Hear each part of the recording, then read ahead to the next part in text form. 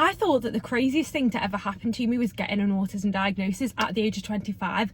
Only 2 years post-diagnosis, now to realise the thing that is even crazier is the fact I didn't realise how many social cues and how many social situations that I was actually getting wrong. I spent most of my life questioning why I couldn't make friends, why I couldn't keep them, and why people didn't seem to like me, only to now realise it was because I was approaching social situations in a completely different way.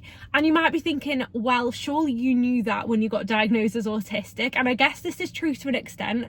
However, it's only 2 years on that I now truly appreciate how different I actually was. So today I want to talk about 5 social cues that I was missing, and you're probably missing as well if you are late diagnosed as autistic. The first one is asking questions, because growing up I didn't realise why people would always call me selfish or dominant in social situations, but turns out other people expect you to ask them questions in social interactions, which is probably something I've only figured out in the last couple of months. I remember when I was a teenager being completely obsessed with One Direction, and when it would come to a Monday morning going back to school, the first thing I would do is see all my friends, say hello to them and tell them everything that I'd learned about One Direction, or things that I'd done over the weekend, like go to the One Direction concert or watching the One Direction movie on repeat. And I always felt really confused as to why no one would tell me about their lives. I just interpreted this as them not wanting to be friends with me, or them being really private people. Like, we would be in a group and one of them would say to the other, like, oh, did you end up going to your sister's baby shower or whatever it was? And I'd be like, your sister's pregnant? And they'd be like, yeah. And I always used to just feel really left out, the fact that everyone else seemed to know so much about each other. So eventually I would just stop being around that friendship group, only to now realise that they probably thought that I was being selfish or didn't actually care about what they had to say. And I think a big reason for this is because I'm so forthcoming with information. I've always been called an oversharer. You don't even need to ask me a question, I'll just instantly tell you everything about myself. So I expected everybody else to approach situations in the same way as I did. It never even occurred to me that I should be asking questions about them. And when I talked about this on my TikTok, follow me over there if you're not already, people said to me, oh yeah, just learn to ask people questions. But the problem is that I've never even known when it was socially appropriate to ask a question. So because people weren't telling me about their lives, I just assumed they didn't want me to know. So I would think asking them a question about their life was me being nosy. So it just goes to show that I do in fact have a different social approach to other people. So maybe this is you as well. I had so many comments on when I posted that TikTok from people saying that they felt the same way. I'll put a few up of those on the screen, so it's definitely not just me. The second social cue you're probably missing is to do with people inferring information. I still don't understand this, but a lot of the time most people seem to just infer information or assume that you will get the hint, but I've never ever got the hint. You have to be very direct and blunt with me, which is probably a big reason that I've always been told that I have no common sense.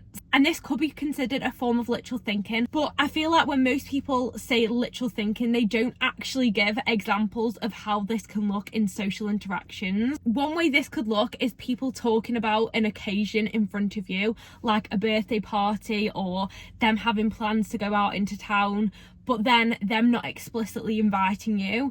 And again, like the last example, I had so much confusion.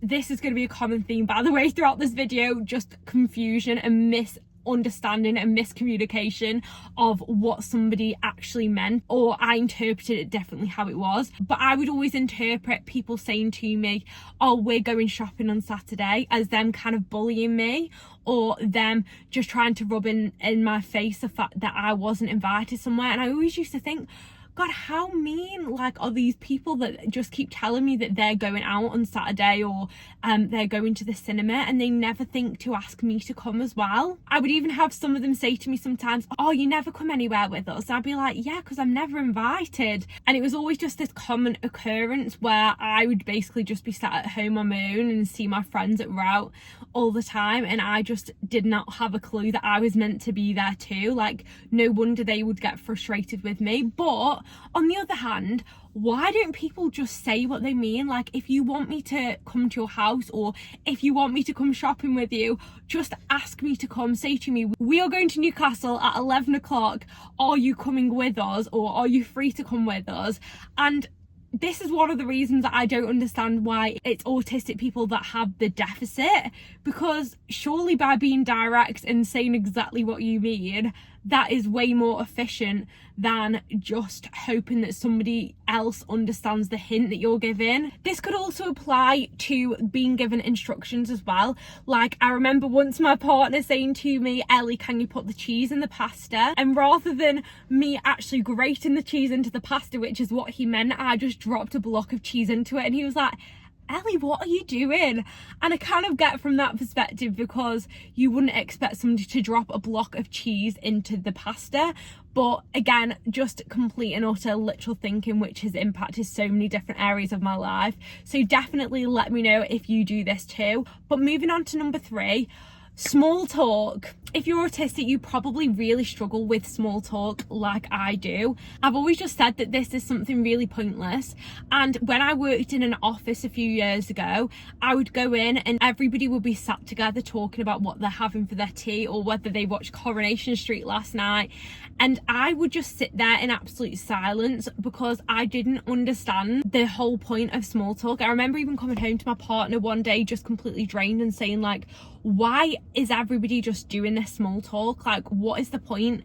What are you actually learning from somebody else by knowing what they have for tea, apart from knowing, oh, they prefer jacket potatoes to mash or something? Like, it just felt so surface level to me, which is probably one of the reasons now that I'm self-employed and I don't have to be interacting with different people all the time, because I just find it completely draining and pointless. And my partner said, Ellie, I don't actually think that it's about the small talk. It's not actually about them caring what you have for tea.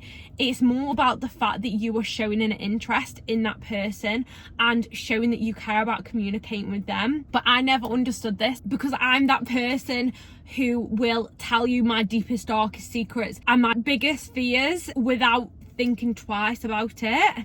So when I talk to other people, this is the kind of information I'm hoping that they give me. Like, I would much rather know what happened to your grandma, or who you're close to in your family, or even what your favourite film and interests are, versus something really basic like, oh yeah, how are you? Yeah, good, thanks, how are you? Because people don't actually say what they mean.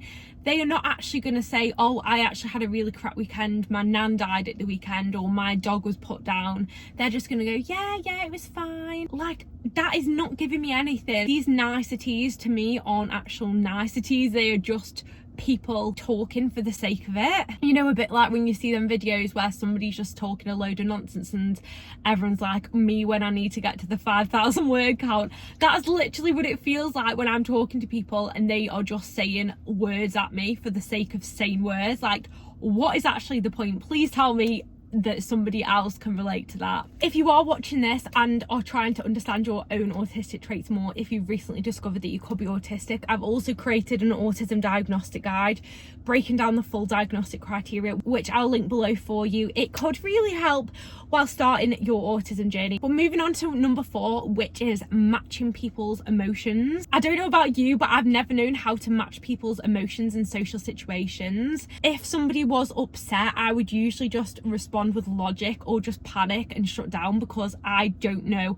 what to say or do to make things better. Or if somebody tells me a joke and I don't find it funny, I'm just not gonna laugh. And I think where this comes from is trying to be authentic. Like, internally, I've always thought that I was being manipulative if I pretend to be really upset because somebody's crying, or pretend to be really happy about something that I don't care about. And I don't want to come across as being fake or pretending to be somebody that I'm not. And I guess this is part of the high masking experience for a lot of autistics, because we're already trying to be a different version of ourselves so that we fit in, that we're also kind of conscious of the fact that we don't want to be too not ourselves. My mum's always said to me, oh well, you just be yourself and everybody will like you. You're so lovely and caring, so you've just got to show that to other people. And I just kind of interpreted that as I should have one emotion at all times. Like if I just smile and pretend that I'm happy, everyone will like me, which I know sounds kind of counterintuitive or a bit of an oxymoron compared to me not wanting to be fake, but I just thought that if I pretend to smile all the time and pretend to be happy, it's fine. But when it actually came to real human emotions like being really upset or laughing, I just could not fake it, and I still definitely can't. But I've recently also come to realise that people don't actually want a solution when they're upset or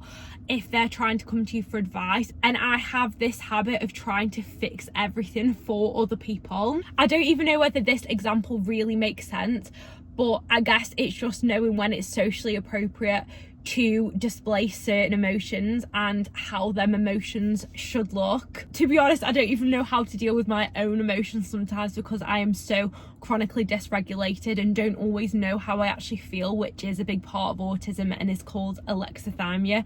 But yeah, let me know if this example has made sense. I feel like I could do a whole video just talking about this subject, so let me know if you want me to talk about it in a little bit more detail. And then finally, for number 5, I want to talk about group dynamics for social interactions, because this is something to this day that I dread more than anything. I've always been okay, I guess, when I've been having one-on-one interactions, because even if you make a mistake or talk at the wrong time, there's only 2 of you, so you can quite easily recover from that or say, oh sorry, I shouldn't have taught them. But in group settings, I've always really struggled, because I feel like I am a different version of myself around different people. So if one person's kind of quiet, then I'll be quiet too, or if somebody else is really loud, I can kind of try and match their energy too.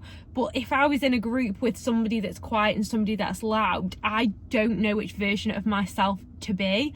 And also just navigating them interactions at all, I've always really struggled with. So if they're talking, I just don't know the right time to talk, and these conversations when you're in a group setting, they just feel so chaotic.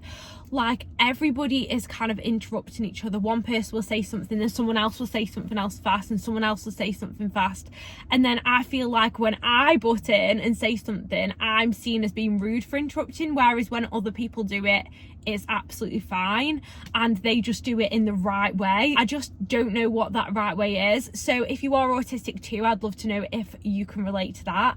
But it's applied to so many different areas of my life. Even if I go for a meal with my family, if 2 people are talking to each other, I just tend to listen to the conversation. Or when I do talk, I feel like I just talk at length. And this is another thing that's really common in autism as well, where most people, autistic people, non-autistic people, will speak in sentences, and they approach conversations like a game of tennis, where one person will say something, then another, and then the other, and they'll just say a sentence at a time. Whereas I talk in paragraphs, and I'll just talk and talk and talk. I'll info dump everything that I'm thinking about a certain subject, and then I want you to do the same.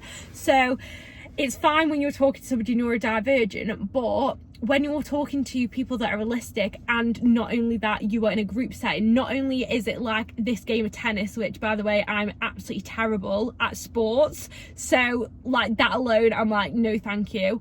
But not only is it a game of tennis, it's a game of tennis with loads of different people, and there's loads of different balls flying around. Innuendo not intended there. Moving on, I guess this is why now I just communicate with my partner, and he's my best friend.